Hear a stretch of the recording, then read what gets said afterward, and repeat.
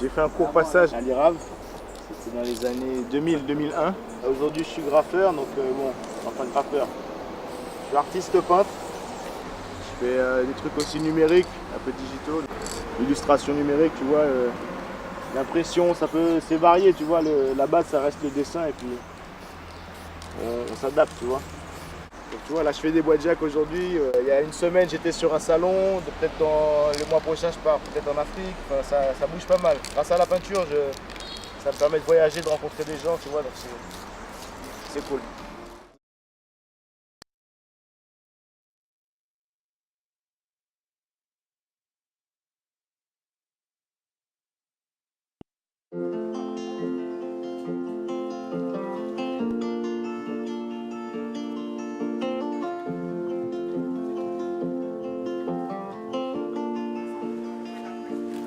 Non, t'as fait passer.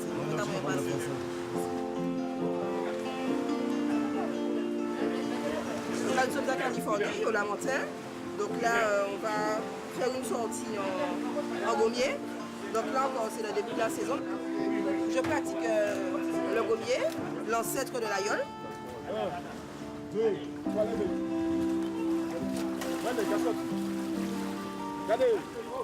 La spécificité du gommier, c'est une embarcation faite avec un tronc d'arbre fouillé. Donc c'est une embarcation, si vous voulez, dans une seule pièce. Alors on coupe l'arbre et on le creuse et on ressort déjà une embarcation en forme de pirogue et puis on monte un petit peu. Mon Dieu, Emmanuel, ça fait tellement longtemps en fait. Il a 50 ans, mais je crois que ça fait 50 ans qu'il fait du gommier. Que ce soit le gommier de l'aïeul, c'est de la voie traditionnelle. Moi, mon intégration d'aïeul s'est faite parce qu'en fait, on a un équipier, Joanne, qui était sur Tibouk Énergie à l'époque. Donc c'est lui en fait qui nous a incité, Nathalie et moi, en fait, à rejoindre l'équipage de Tibouk Énergie.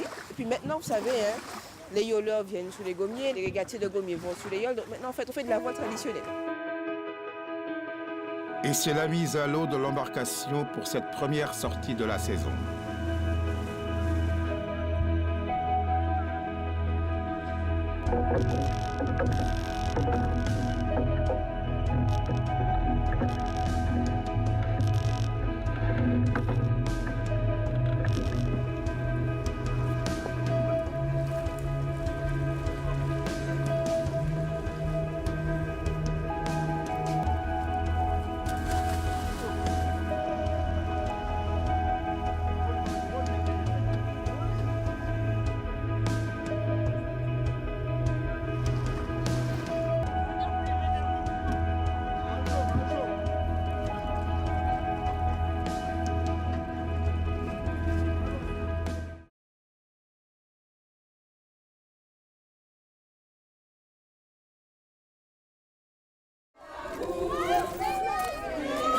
On n'avait peut-être pas beaucoup d'argent, mais on mettait quand même la petite pièce qu'on avait, même ça nous faisait défaut, mais on trouvait de moyens, enfin je parle de mes parents. Hein.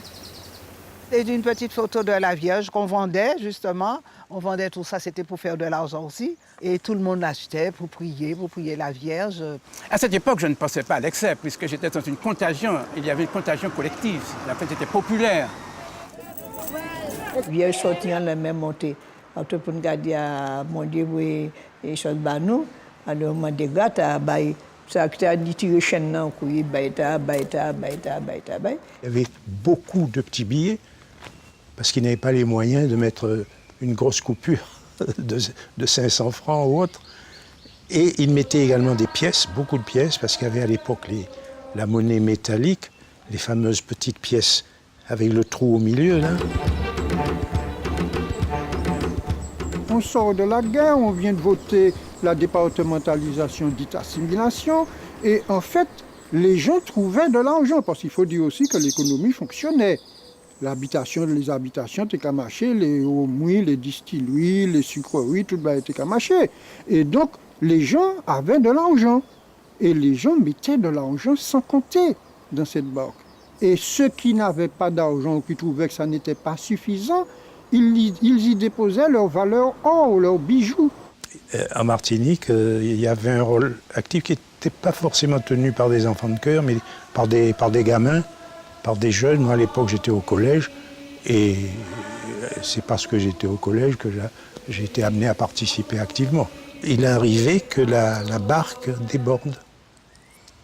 Alors, on nous demandait de la vider et de remplir des sacs, vous voyez, pour éviter que les billets s'envolent avec le vent, etc. Vous voyez. Et ça, je l'ai vu, je l'ai vécu aussi bien en France qu'ici, hein, mais plus ici qu'en France quand même.